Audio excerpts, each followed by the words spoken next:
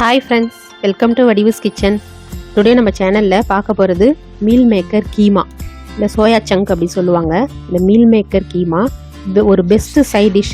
சப்பாத்தி, பரோட்டா, தோசை, ரொட்டி இதுக்கெல்லாம் ஒரு சூப்பரான சைட் டிஷ்ங்க. இது நம்ம சிக்கன், மட்டன், ஃபிஷ் இந்த மாதிரி நான்வெஜ் ஐட்டம் சாப்பிடாதவங்கலாம் கண்டிப்பாக இந்த சோயா சங்க் எடுத்துக்கலாம்.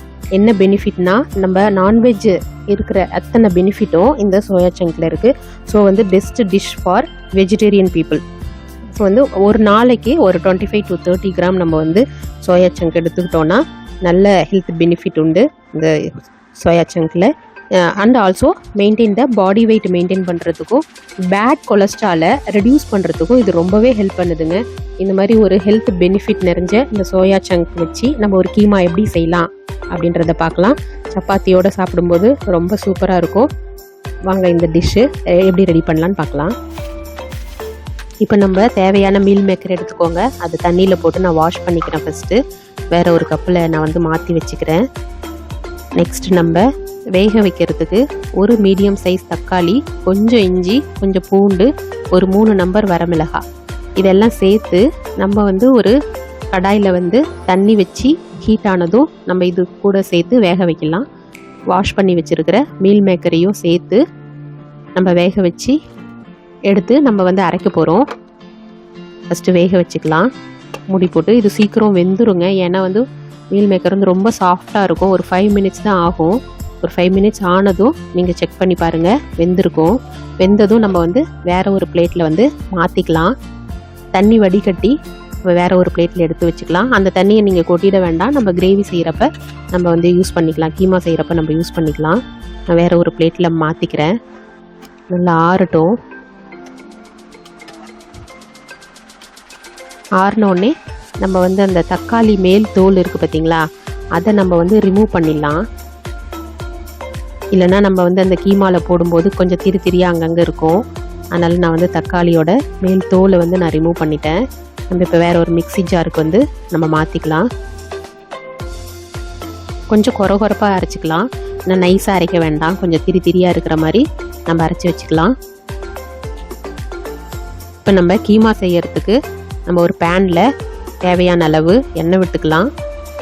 எண்ணெய் நல்லா ஹீட் ஆனதும் ஒரு டேபிள் ஸ்பூன் சோம்பு ஆட் பண்ணிக்கிறேன்.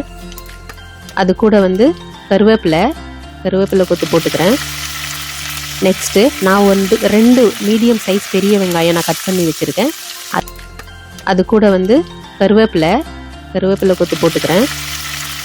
நெக்ஸ்ட்டு நான் 2 மீடியம் சைஸ் பெரிய வெங்காயம் நான் கட் பண்ணி வச்சுருக்கேன். அதை இது கூட நம்ம சேர்த்துக்கலாம். சேர்த்து நல்லா வதக்கி விட்டுக்கோங்க. நல்ல கோல்டன் கலர் மாறுற வரைக்கும் நல்லா ஃப்ரை பண்ணிக்கலாம். அப்போ தான் அந்த கீமாவுக்கு கொஞ்சம் நல்ல டேஸ்ட் வரும்.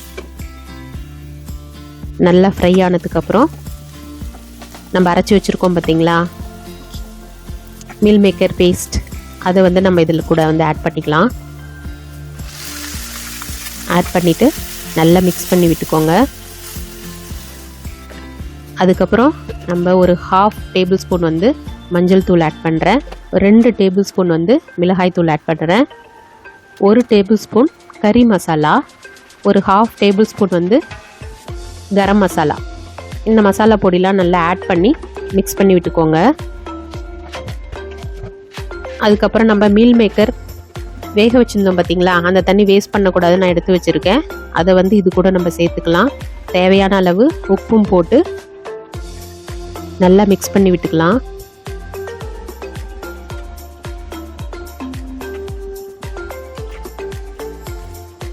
நிறைய தண்ணி விட வேணாம். ஏன்னா அது கிரேவி ஆகிடும். இது கீமான்றதால நம்ம நிறைய தண்ணி விடக்கூடாது. நல்லா மிக்ஸ் பண்ணி விட்டுட்டு மூடி போட்டு மூடி வச்சுருங்க. இது ரொம்ப நேரம் வேகணும்னு அவசியம் இல்லை. அந்த எண்ணெய்னால் நல்லா மேலே பிரிஞ்சு வர்ற வரைக்கும் கிரேவி கொஞ்சம் கொதிச்சா போதும். ஏன்னா ஆல்ரெடி நம்ம எல்லாம் வேக வச்சுட்டோம். இந்த மசாலா வேகிறதுக்கு தான் டைமு. மற்றபடி நம்ம எல்லாமே வேக வச்சுட்டோம். பாருங்கள், எண்ணெய்லாம் பிரிஞ்சு வந்துருச்சு. இப்போ நம்ம கீமா ரெடி ஆயிடுச்சு. நான் மீல் மேக்கருக்கு வேக வச்சதில் கொஞ்சம் எடுத்து வச்சுருந்தேன். நான் இதை தெரியணுன்றதுக்காக போடுறேன். இல்லைன்னா நீங்கள் அவாய்ட் பண்ணிக்கோங்க, ஒன்றும் பிரச்சனை இல்லை.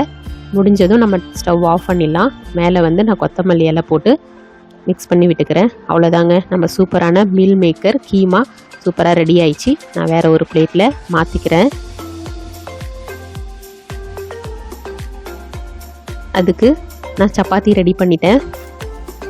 நம்ம சப்பாத்தியோட நம்ம சூப்பரான ரொம்ப பேட் கொலஸ்ட்ராலை ரெடியூஸ் பண்ணுற வெஜிடேரியனுக்கு ஒரு சூப்பரான டிஷ்ஷு சப்பாத்தியோட மீல் மேக்கர் கீமா அட்டகாசமாக ரெடி ஆயிடுச்சு டின்னருக்கு. உங்கள் வீட்லேயும் ட்ரை பண்ணுங்கள், கமெண்ட் பண்ணுங்கள், ஷேர் பண்ணுங்கள். தேங்க்யூ ஃபார் வாட்சிங் வடிவுஸ் கிச்சன்.